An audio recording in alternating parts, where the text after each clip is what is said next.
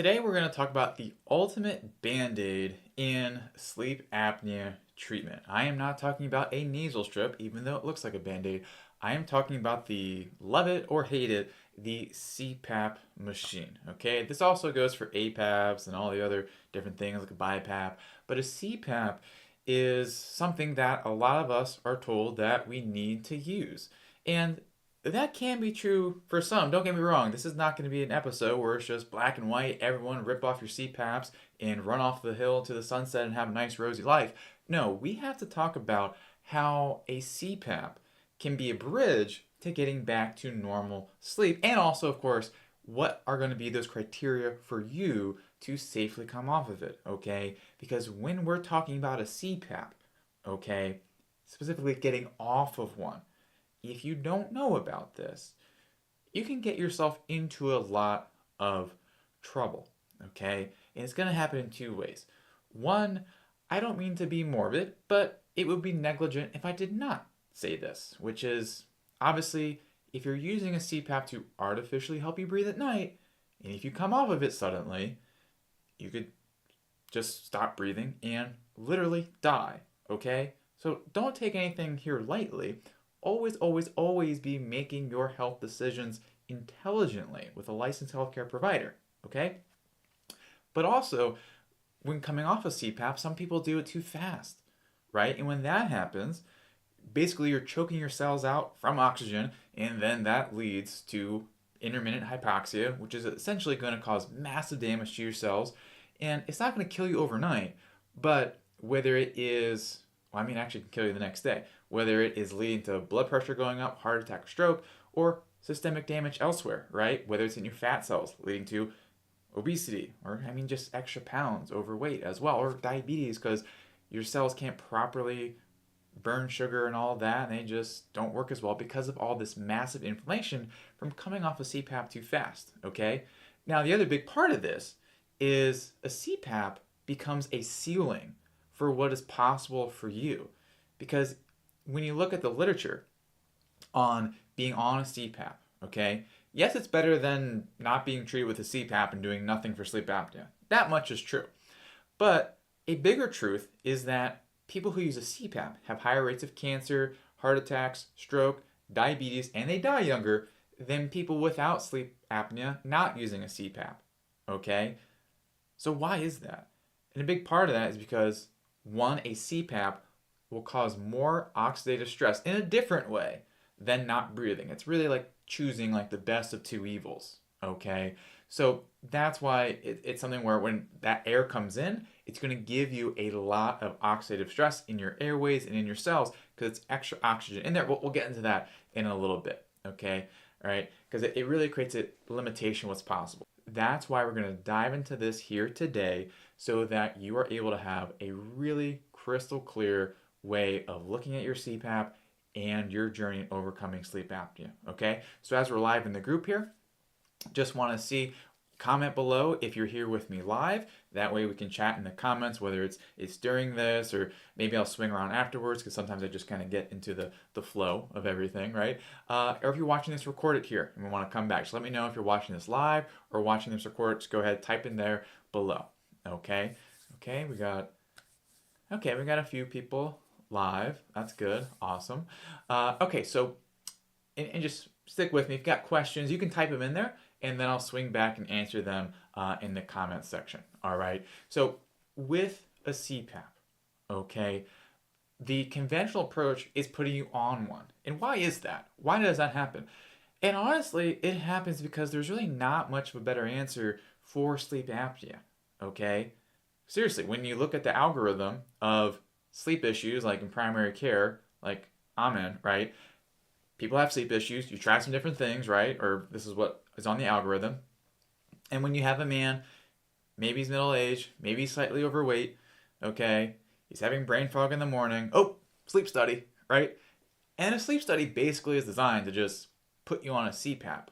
Because the amount of CPAPs that just get handed out nowadays is becoming astronomical. Because there's just no better answer that's really out there for being able to overcome sleep apnea. I mean, it's really not even overcoming. It's just managing the symptoms, okay? And we'll get into that. I mean, I mean, literally right now, okay? Because again, with CPAP, again, we have to understand when you're not breathing at night, that is leading. I should go to the whiteboard on this. All right, so here we are on the whiteboard. And when we are looking, okay, at a CPAP, essentially this is going to just force a lot of air into your airways. Now, just don't think about the big airways like conventional medicine does, okay, because that will pretty much just miss the bigger issues underneath. Because basically all that happens is if we imagine your airways here, right, they get closed off, but if we use a CPAP to force a lot of air in here, it just blows this obstruction open, okay? It's blunt force, it's effective, just put it in there. But again, why is this not a good idea? Well, I mean, you already know a lot of these pieces because you live it, whether it is the discomfort, right, having to have this mask on, the rash, having a dry throat, and that's inflammation, by the way, or dry mouth in the morning, or having to wrestle with the hose, having to try to like fight for a comfortable position. It's just not convenient, okay? It's like walking around with like a cast on for your foot. Yes, you can get around, but like you're hobbling around, all right? So when we think about this, that's all it's really doing is this sort of blunt force. But what is that really sort of avoiding here? Because when you're stuck on this, then, you know, I mean, a lot of people in this group, they are still struggling because of this, okay? Because you need sleep at 100% to get all the way better. But again, the CPAP is going to keep you stuck, honestly, maybe at 50 to 70% of what is possible for your sleep because you do not get good natural sleep. Why is that? All right, let's dive deeper, shall we? So when you sleep at night, it is actually, think of it like a metabolic reset that happens in the middle of the night. And to do this, your mitochondria, which is at the central hub of your metabolism, they need the right amount of oxygen. Do you already see where this is going? And the right amount of carbon dioxide. Okay? We have CPAP, and again, BiPAP, APAP, all in the same category. Okay? We draw like a table here. This is natural sleep. And in case you're wondering, they screen for bad handwriting before you go to medical school. It's not a developed thing. It's a trait you're born with. Anyway, CPAP. Oxygen levels, we'll put O2 here, and CO2. I have some oxygen. Okay. Oxygen with a CPAP will be too high. Okay? And CO2 will be too low. Okay? And I mean, these are just meant to be normal, just a comparison here. Oxygen too high, higher than natural, CO2 would be too low. And that's because basically it's just blowing too much air. And when you mess up these gases, then you mess up how your mitochondria work, okay? Because essentially, your mitochondria, they take oxygen in, O2, and they make energy, just have a big old E here, and carbon dioxide, okay? But again, we need the right amount. And when there's too much oxygen coming in here, this will lead to what I talked about earlier, extra free radicals, okay? It's slightly fewer free radicals than if you were just like choking yourself in the middle of the night because you don't have any CPAP or anything like that, but it's still going to cause damage nonetheless. That's why it completely limits what is possible for you, okay? And again, when you do this, this is when like you're stuck pushing, and that's when you're stuck considering surgery, whether it's getting like parts of your tonsils taken out, your adenoids, or even an Inspire implant, okay? These are all a lot of different things that, again, just don't make anything different, because the reason this happens, again, is because of one, we'll kind of do this here, you're over breathing as it is, okay, over breathing, and also metabolic problem, okay?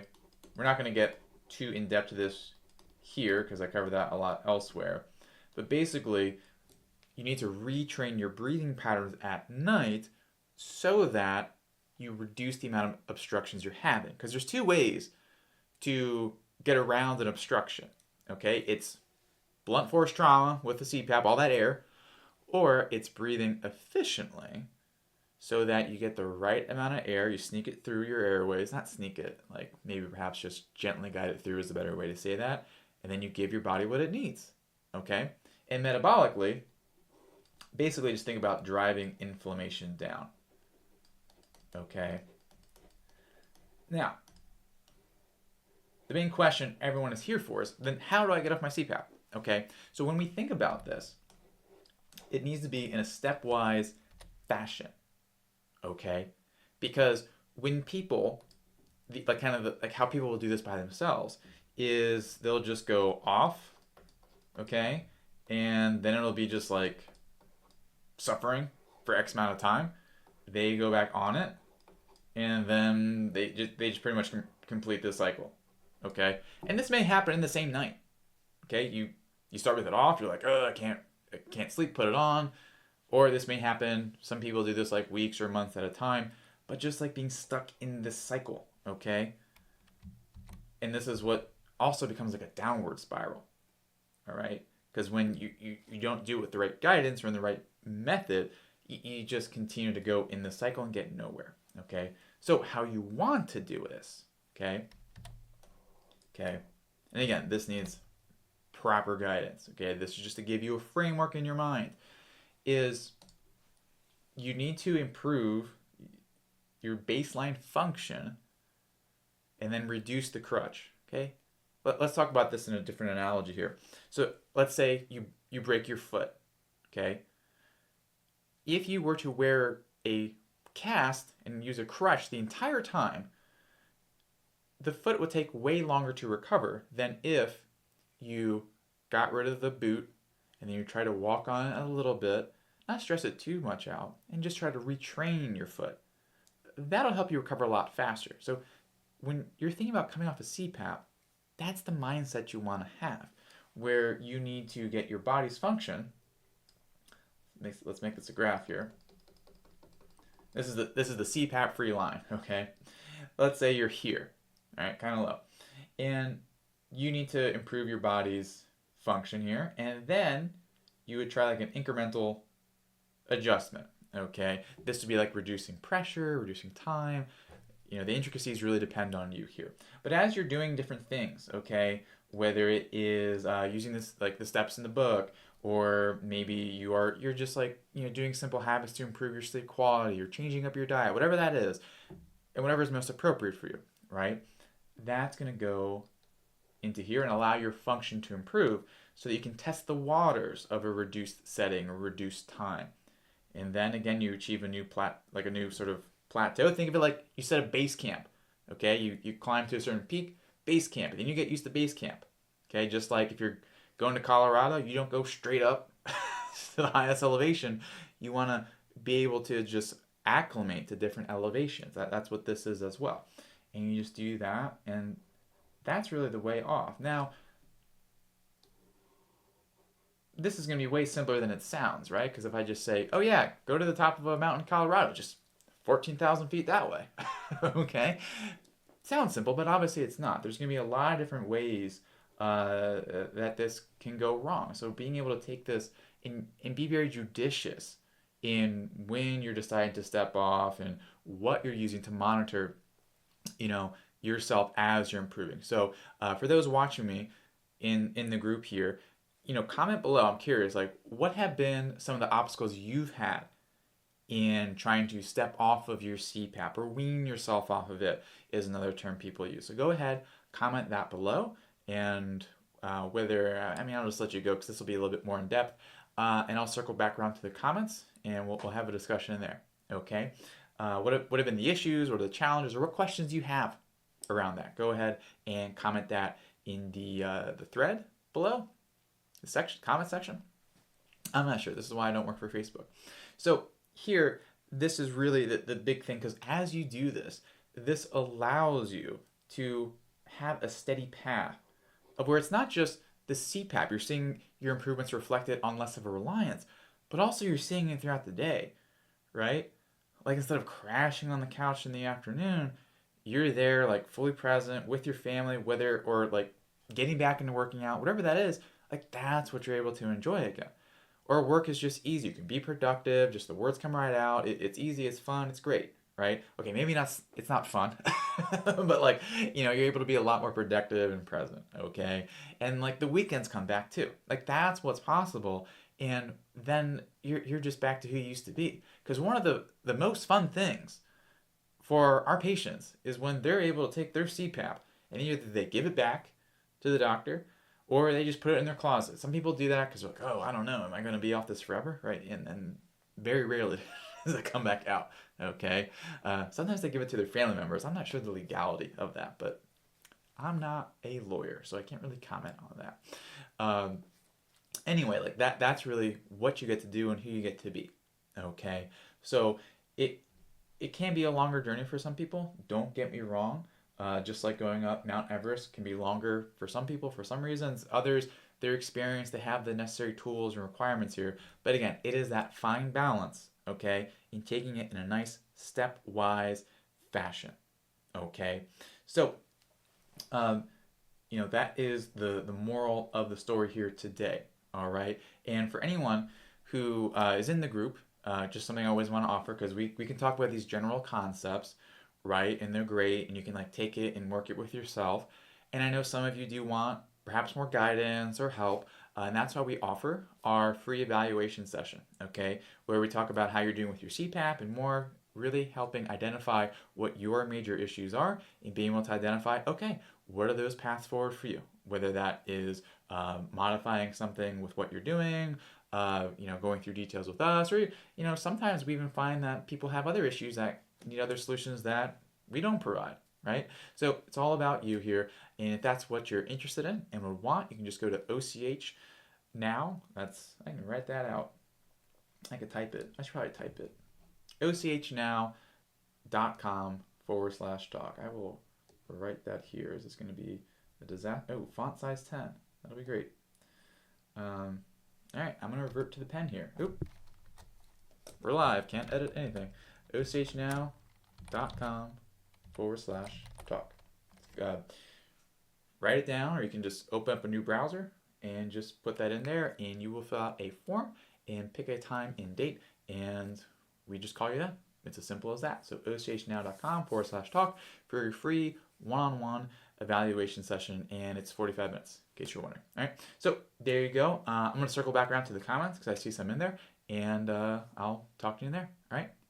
Oh, and one more thing for everyone listening, and because I know some people, they want some other help, right? And we always want to provide free resources, which is why we offer the call here. Another free resource you can get is we have a more in-depth video on how to overcome and really step off CPAP in even a more sort of fine manner here, okay? Now to get it, all you have to do, all I ask of you actually, is go ahead and subscribe and leave a comment, okay? Why? Because it helps us and get our message and help more people with sleep apnea when you do that, so we really appreciate that. And we also know you're like raising your hand for help, and we want to be able to help you. And then once you do that, then there will be a link in the description that is sleepapnea.pecasmd.com/free resource, okay? Or resource, just look for it there in the link in the description. You click that, you fill out some information you just put like your name and your email in there, and then we'll just send you that video. Why don't we just post that video here? That's a great question, person watching, because there's certain things in terms of, putting on YouTube, there's going to be some restrictions on the information that can be provided. Just part of the times we are, but it's something that can really help put you in a more powerful position in overcoming your sleep apnea naturally. So go ahead, subscribe, comment, and then just go to the description box here on YouTube, and there should be a link there that you go ahead and press. Okay, so whether you get your free resource, okay, or you go ahead and book your call, OCHnow.com/talk, either way, it's a win. Okay, so thanks for watching, and I'll see you soon.